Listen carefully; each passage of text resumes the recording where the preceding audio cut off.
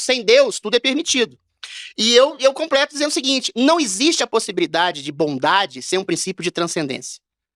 Todo mundo, inclusive quem é ateu, quem se diz ateu, acredita em algo. Você pode até criticar o lado contrário. Eu também não sei se existe um céu, um inferno, um limbo, que tá lá São Pedro me esperando. Não sei. Acho tudo também no plano de uma ficção mitológica. Agora, eu acredito piamente num Deus bondoso, gentil, misericordioso, que concebeu o universo e a gente intui que ele existe. Não sei a forma, se é humano, se é uma energia, sei lá, mas é um princípio de bondade que está arraigado dentro de nós e que a gente percebe. Pô, a gente tem 6 bilhões de galáxias. Os cientistas vão dizer, você é um grão de areia cujo universo é indiferente. Mas sem a minha consciência do universo, o universo vira um palco de diversões sem público. Isso é um instrumento religioso. A gente está consciente da realidade que nos cerca porque a gente tem Deus dentro da gente que nos ultrapassa e está dentro de nós.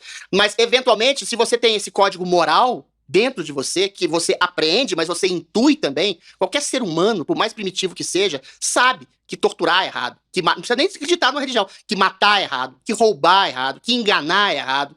Sabe que um princípio de justiça torna as pessoas, inclusive, mais felizes. Um princípio de bondade, quando você faz um ato de generosidade, você se torna melhor, você se sente melhor. Ainda que você esteja sofrendo, quando você percebe que você está fazendo um ato de justiça, ainda mais nesse país que a gente está vivendo agora, de tanta injustiça, quando você se sacrifica em nome de um princípio de justiça, você está sacrificando em nome de um irmão, de um país, de uma nação, de um povo, você sabe que está fazendo a coisa certa. Isso tudo tem um princípio de transcendência, de saber o quê? Aí a gente entra na área da metafísica, que a vida em si, ela não se basta. A vida é sempre caminho para algo além da vida. O que torna a vida interessante é saber, por mais prazeres que você tenha, eles são limitados, eles são limitantes. Um prazer se esgota em si mesmo. Até um orgasmo, depois você sente um certo vazio, você sente fome de algo mais, fome de algum amor a mais, fome de alguma transcendência, fome de alguma coisa, algo além daquilo que você está comendo, algo além daquilo que você está vivendo. Então, assim, todo ato de bondade, de justiça, de generosidade que você tem para o próximo é, para mim, um caminho para aquilo que a gente pode chamar de Deus. Se você se centra apenas na existência material, você inexoravelmente vai se sentir deprimido. Por quê? Você não vai conseguir satisfazer os desejos que você tem. E você não sabe a origem dos desejos que você tem. Você tem um instinto de bondade quando você tem um filho, quando alguém te ama, quando você cuida de alguém, cuida de um pai, cuida de um irmão, cuida de um amigo, faz um gesto de carinho. O sentido da vida é esse. É o carinho, é a doação que você tem. O sentido da vida é o trabalho que você faz pelo outro. Você, como comunicador, está comunicando algo para alguém. Eu, como poeta, escrevo um poema para alguém. Um pedreiro coloca um tijolo numa casa para alguém. O sentido da vida é muito simples, é o outro.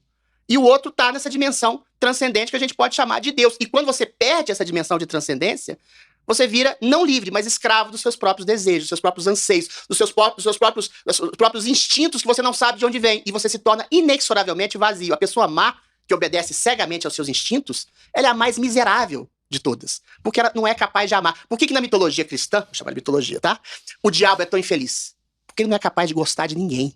Ele não é capaz de amar. E o amor, que é exatamente você fugir do seu ego para se entregar a algo, uma causa, e sobretudo a alguém, é alguém que representa essa causa, é fugir da sua vaidade. Você se sacrificar em nome dessa pessoa. Um filho, um namorado, uma mulher, que seja, um amigo. E isso te faz se sentir bem nesse princípio de doação. E às vezes a doação dói. Cristo crucificado não estava contentinho. Estava torturado, massacrado, ferrado. E, eventualmente, mas tinha um sentido que era muito maior do que a palavra felicidade. Era realização. Ele sabia que estava salvando a humanidade. Nesse sentido, ele estava feliz. Mas estava ferrado, estava crucificado, cuspido, espizinhado. Mas sabia que estava fazendo a coisa certa. Então, esse princípio de transcendência, de ter um norte de transcendência, a vida só se sustenta por algo além da vida, para mim é o princípio da minha religiosidade. E o sentido da vida, te dou o sentido da vida pronto aqui, é o outro. É tudo que você faz pelo outro. O outro pode ser uma pessoa que você trabalha junto, é o seu filho, é o seu namorado, é o seu amigo, é um mendigo que você dá uma esmola. O outro é o sentido pleno da existência. É tudo que você faz pelo outro, o tempo inteiro. Muito bom, Adriles, muito bom. Assim, porque você até me faz as perguntas profundas, vai. Merecem respostas profundas. E foi bem, muito bem. Eu concordo com você. E agora eu vou voltar para a parte da política, onde nós já demos toda essa introdução da necessidade de Deus como referência. Aí eu fico pensando, quando você tem hoje a questão da revolução sexual, onde tudo pode, você Cuidado, pode fazer... hein? Tem gente que acha que eu sou meio progressista.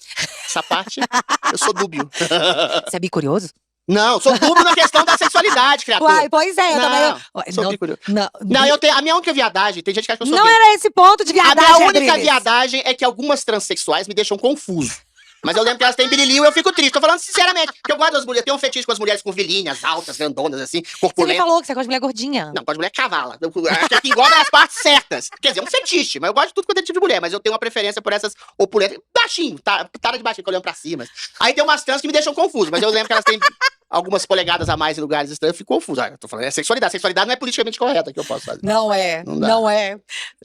Mas a questão da revolução sexual, eu não condeno ela de todo, mas enfim. Pois é, mas esse que é o grande problema que eu vejo da revolução sexual, quando você coloca uma libertinagem totalmente sem freio. E aí, você não quer, você tira a responsabilidade pela sua libertinagem. Então, a sua libertinagem passa a não ter consequência. E isso é uma forma de poluir a mente e entrar mesmo na mente, principalmente dos jovens, onde você perde o apreço por formar uma família, porque a família faz parte do patriarcado opressor. Você tem o homem que é machista, você tem… qual que é a figura? A figura do homem… Eles usam macho. Sobre o patriarcado. É um abusador. E aí você não tem que ficar com uma pessoa mais, porque é poliamor. Filho pra quê? Eu quero trabalhar, eu quero priorizar meu trabalho, porque eu quero ter o mesmo direito que os homens, então eu não vou ter filho, vou abortar meu filho. Vou apoiar um assassinato. Entendi. Então, assim, o que eu fico pensando é que a revolução sexual, eu acho que isso é até a escola de Frankfurt, né? Que veio com essa introdução de revolução sexual. Ela veio para dar um freio na família tradicional, onde você trata de libertinagem de forma aberta e você limita o poder da família, que é o seu ponto base. Eu não sei você, mas eu, quando tudo fica pesado na minha vida, é pro colo da mãe que eu quero ir. Quero ir pro colo da minha mãe. Porque eu sei que ela é independente. Porque algumas mães são complicadas, mas tudo bem, eu entendo o que você está querendo dizer. Quando você tira o poder de onde você pode voltar, você deixa as pessoas, você deixa as pessoas perdidas. Então, você nunca vai ter o seu lugar de referência. É assim que eu assisto a banalização da família. E para mim isso veio com a revolução sexual.